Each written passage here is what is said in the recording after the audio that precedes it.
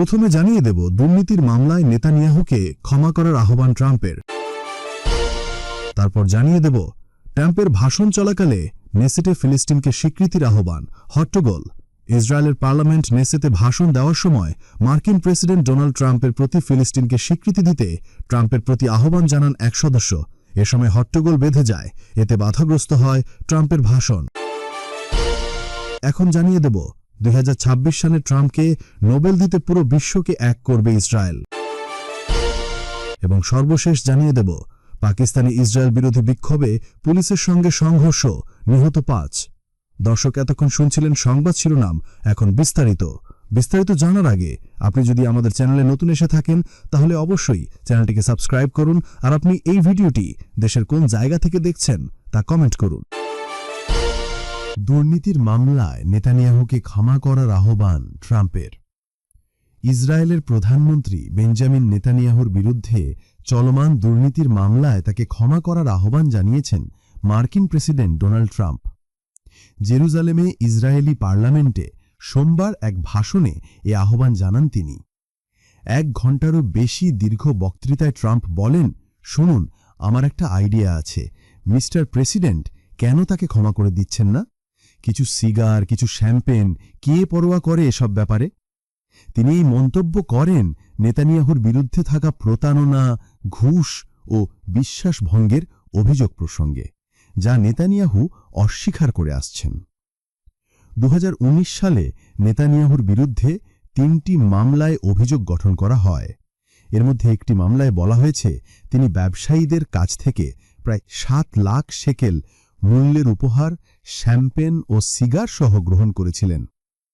ইসরায়েলের প্রেসিডেন্টের পদ মূলত আনুষ্ঠানিক, তবে বিশেষ পরিস্থিতিতে দণ্ডপ্রাপ্ত ব্যক্তিকে ক্ষমা করার সাংবিধানিক ক্ষমতা তার রয়েছে।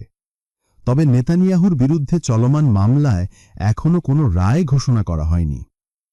2020 সালে শুরু হওয়া এই বিচার যুদ্ধ ও মধ্যপ্রাচ্যের অস্থিরতার কারণে বারবার স্থগিত হয়েছে। নেতানিয়াহু সব অভিযোগ অস্বীকার করে বলেছেন এটি একটি বামপন্থী ষড়যন্ত্র, যার উদ্দেশ্য তাকে ক্ষমতাচ্যুত করা। এর আগে জুন মাসে ট্রাম্প প্রকাশ্যে নেতানিয়াহুর বিচার বাতিলের আহ্বান জানিয়েছিলেন। ট্রাম্পের ভাষণ চলাকালে নেসেটে ফিলিস্তিনকে স্বীকৃতির আহ্বান, হট্টগোল। ইসরায়েলের পার্লামেন্ট নেসেটে ভাষণ দেওয়ার সময় মার্কিন প্রেসিডেন্ট ডোনাল্ড ট্রাম্পের প্রতি ফিলিস্তিনকে স্বীকৃতি দিতে ট্রাম্পের প্রতি আহ্বান জানান এক সদস্য। এ সময় হট্টগোল বেঁধে যায়, এতে বাধাগ্রস্ত হয় ট্রাম্পের ভাষণ। ইসরায়েলের পার্লামেন্ট নেসেটে ভাষণ দেওয়ার সময় মার্কিন প্রেসিডেন্ট ডোনাল্ড ট্রাম্পের প্রতি ফিলিস্তিনকে স্বীকৃতি দিতে ট্রাম্পের প্রতি আহ্বান জানান এক সদস্য। এ সময় হট্টগোল বেঁধে যায়, এতে বাধাগ্রস্ত হয় ট্রাম্পের ভাষণ। ইসরায়েলি আর্মি রেডিও জানিয়েছে হট্টগোলে ট্রাম্পের বক্তৃতায় বাধার সৃষ্টি হয়। এরপর 2 জন পার্লামেন্ট সদস্যকে সেখান থেকে বের করে দেওয়া হয়। তাদের একজনের নাম আইমান ওদেখ, অন্যজনের নাম ওফের কাসিফ। Knesset Israel.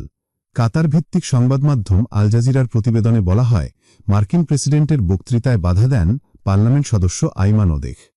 তিনি হাতে ব্যানার উঁচিয়ে ফিলিস্তিনকে স্বীকৃতি দেওয়া ট্রাম্পের প্রতি আহ্বান জানান।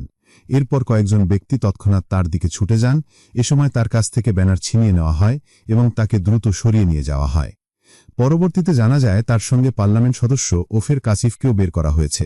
এই হট্টগোলে ট্রাম্প বক্তৃতা থামাতে বাধ্য হন। এর আগে আইমান ওদেখ একটি পোস্টে বলেন ভণ্ডামির একটা সীমা থাকা দরকার। বলেন কোনো সুপরিকল্পিত গোষ্ঠীর মাধ্যমে নেতানিয়াহু বা তার সরকারকে মানবতাবিরোধী অপরাধের দায় থেকে মুক্তি দেওয়া যায় না। তবে যুদ্ধবিরতি এবং অন্য সকল চুক্তির জন্যই আমি এখানে এসেছি। কেবলমাত্র দখলদারিত্বের অবসান এবং ফিলিস্তিনি রাষ্ট্রকে স্বীকৃতি দেওয়ার মাধ্যমেই সঠিক বিচার, শান্তি এবং নিরাপত্তা আনা সম্ভব হবে। পরে প্রেসিডেন্ট ট্রাম্প পার্লামেন্টে ভাষণ শুরুর আগে বলেন কাজটা খুব দক্ষতার সঙ্গে হয়েছে। নেসেটে ভাষণে ট্রাম্প বলেন আজ একটি নতুন মধ্যপ্রাচ্যের ঐতিহাসিক ভোর। এ সময় মার্কিন প্রেসিডেন্ট ইসরায়েলের প্রধানমন্ত্রী বেঞ্জামিন নেতানিয়াহুকে ধন্যবাদ জানান। তিনি তাকে অসাধারণ বলে বর্ণিত করেন। এ সময় পার্লামেন্টে উপস্থিত সদস্যদের অনেকে নেতানিয়াহুর ডাকনাম বিবি বলে চিৎকার করে ওঠেন। মার্কিন প্রেসিডেন্ট গাজায় যুদ্ধবিরতি কার্যকর করতে আলোচনায় সহায়তাকারী আরব দেশগুলোকেও ধন্যবাদ জানান। তিনি বলেন তাদের একসঙ্গে কাজ করাটা একটা অবিশ্বাস্য বিজয়। ট্রাম্প আরও বলেন এখন ইসরায়েলের স্বর্ণযুগ আসবে এবং এটি সমগ্র অঞ্চলের জন্যও স্বর্ণযুগ হবে। সূত্র আল জাজিরা। 2026 সালে ট্রাম্পকে নোবেল দিতে পুরো বিশ্বকে এক করবে ইসরায়েল। আগামী বছর অর্থাৎ 2026 সালের নোবেল শান্তি পুরস্কারের জন্য মার্কিন প্রেসিডেন্ট ট্রাম্পের প্রার্থিতা জমা দিতে বিশ্বজুড়ে সমর্থন সংগ্রহ করার কথা জানিয়েছে ইসরায়েল। ট্রাম্পকে শান্তির প্রেসিডেন্ট আখ্যা দিয়ে সোমবার 13 অক্টোবর ইসরায়েলি পার্লামেন্ট এ ঘোষণা দিয়েছে। ট্রাম্প আগ্রহ প্রকাশ করলেও ভেনেজুয়েলার নেত্রী মারিয়া করিনা মাচাদো এবারের নোবেল পুরস্কার জিতে নেওয়ার কয়েকদিনের মাথায় এ ঘোষণা দিল ইসরায়েল।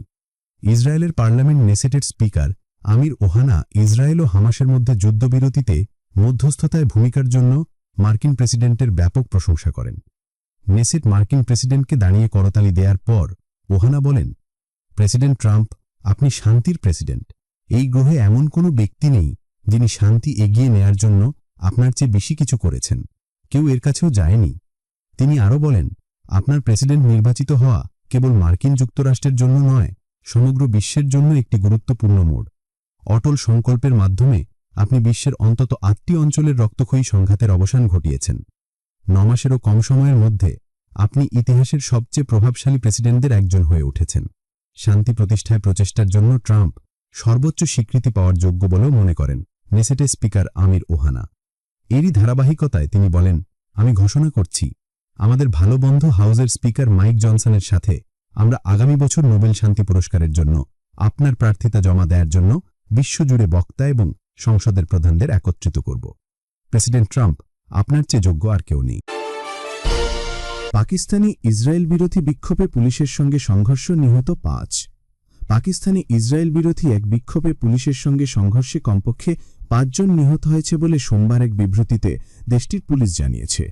ঘটনাটি ঘটে লাহোর থেকে ইসলামাবাদগামী গ্র্যান্ড ট্রাঙ্ক রোডে, পাকিস্তানের সবচেয়ে ব্যস্ত মহাসড়কগুলোর একটিতে। বিক্ষোভের ডাক দেয় কট্টর ইসলামপন্থী দল তেহরিকি লাবাইক পাকিস্তান টিএলপি, যারা আগেও বহুবার সহিংস বিক্ষোভের মাধ্যমে একাধিক সরকারকে বিব্রত করেছে।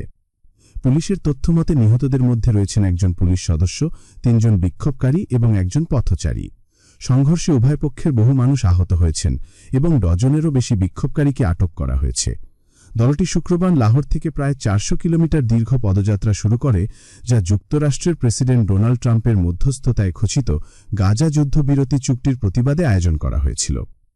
পুলিশ সোমবার জানায়, পাঞ্জাব প্রদেশের মুরিদেকে শহরে বিক্ষোভকারীদের ছত্রভঙ্গ করতে অভিযান চালালে টিএলপি সদস্যরা গুলি চালায় এবং 40টির বেশি গাড়িতে আগুন ধরিয়ে দেয়। প্রায় 3 ঘণ্টাব্যাপী সংঘর্ষে হতাহতের ঘটনা ঘটে। টিএলপি অভিযোগ করেছে পুলিশই প্রথম গুলি চালিয়েছে, যাতে তাদের কয়েকজন নিহত এবং আহত হয়। দলের নেতা সাদ রিজভিও গুলিবিদ্ধ হয়েছেন বলে জানায় সংগঠনটি। তার শরীরে 3টি গুলির ক্ষত রয়েছে। রিজভি রবিবার এক সংবাদমাত্রাবলিতে বলেন, তাদের কর্মসূচির উদ্দেশ্য ছিল ফিলিস্তিনি জনগণের প্রতি সংহতি প্রকাশ করা। তিনি বলেন, আমাদের মিছিল ইসরায়েলের বর্বরতার বিরুদ্ধে, যোগ করে বলেন, দলটি অতীতে ইসরায়েলি পণ্যের বয়কটের প্রচারণাও চালিয়েছিল।